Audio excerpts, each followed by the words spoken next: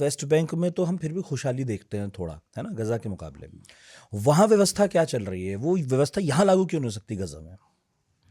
थोड़ा समझाइए। ऐसा है, हम्म, फतेह जो है वो लिबरल फिलिस्तीनियों का संगठन है जी, तो वहाँ पे फतेह वालों का ज़्यादा कब्जा वेस्ट है। बैंक में, हाँ। और गाज़ा में 100% हमास का है।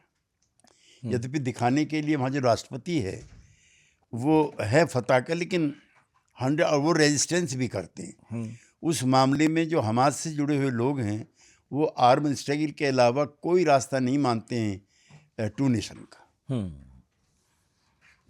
तो फिर हमास को ही ख़त्म करना क्या सही रास्ता नहीं होगा फिलिस्तीन के लोगों के लिए?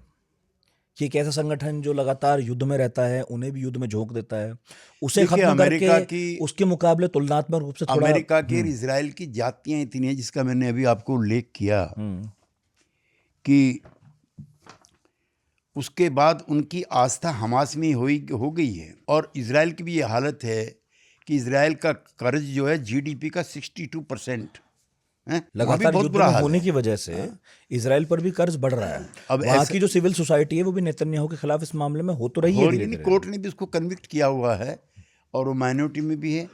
और इधर अमेरिका भी और ट्रंप का परिवार भी व्यापार भी करता है। तो जितने भी बड़े बड़े ठेके कॉन्ट्रैक्ट हैं, चूँकि हम थोड़ा अध्ययन करते रहते हैं, वो ट्रंप के बेटे ने काफ़ी वहाँ पे लिया। ट्रंप के नाम पे शहर बस गया। तो पाकिस्तान से भी सारी दोस्ती इसी और बात की अब तो चल सब रही एक है। खतरनाक काम ये किया है जेरूसलम को लेकर के, उसका जिक्र इसमें नहीं आया। जेरूसलम में मस्जिद है प्रॉफिट की पहली जी। प्रॉफिट की पहली मस्जिद जेरूसलम में है।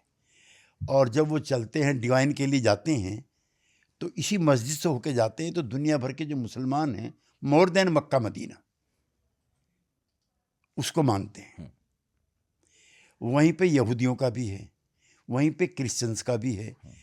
तो जब अलस्का मॉस्क अलक्सा उसको लेके भी लड़ाई है और उसके भी बड़े हिस्से पर इन्होंने कब्जा किया वो हुआ तो है। टेम्पल ऑफ सोलोमन और वो सब। हाँ, वो है। और जब ईद होती है, जुमा होता है, तो एक एक यात्री जो पिलग्रिमेज हैं, जो तीर्थ यात्री हैं, उनकी तलाशी होती है। कई बार उनको और कई बार तो जुमे की नमाज में और ईद में बाकायदा मुस्लिम्स को मार पीट करके क्षेत्र के बाहर भेजा गया।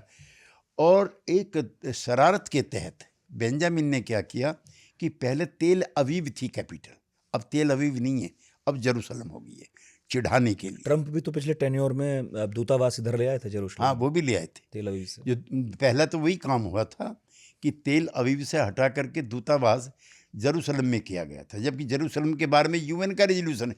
एक चीज़ और देखिए, यूएन के 10-15 रेजोल्यूशंस हैं जिसको फिलिस्तीन तो मानने के लिए तैयार है, लेकिन इजराइल नहीं मानता।